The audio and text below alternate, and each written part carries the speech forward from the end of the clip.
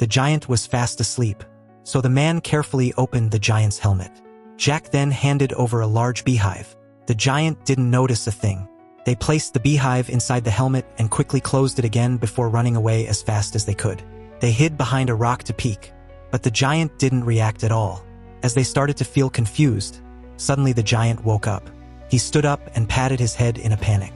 Then he slipped on a puddle of water and fell hard to the ground. The giant took off his helmet and waved his hands to chase away the bees. But a mischievous bee stung him. The giant stumbled and fell off a cliff. Seeing that their plan had worked, the three of them laughed in satisfaction. The giant's body slid down faster and faster. Some monks were praying. They turned their heads upward and saw this extraordinary sight. The giant crashed to the ground. The king heard the loud noise and immediately came out to investigate. The townspeople gathered as well. Seeing the giant appear again, the king finally believed the legend. To prevent the army of giants from invading, they had to cut down the massive giant root that towered high. They needed to sever the path between the human world and the giants.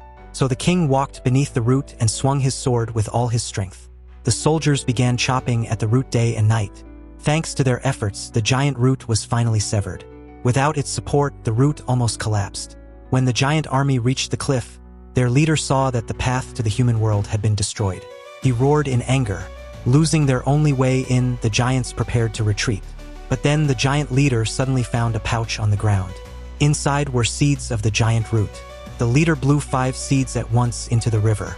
In the next moment, 5 giant roots grew from the edge of the cliff with a trumpet-like sound. The giants then charged forward, leaping onto the roots one by one toward the human world. Within minutes, the giants had arrived, led by their leader. The giant army launched an attack on Humankind. Eventually, the city gates were destroyed. The giants stormed into the castle. They advanced, cornering the humans.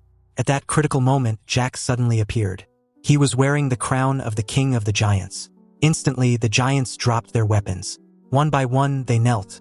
And that was how humanity was finally saved. Then came the question, do you think there are giants in the world?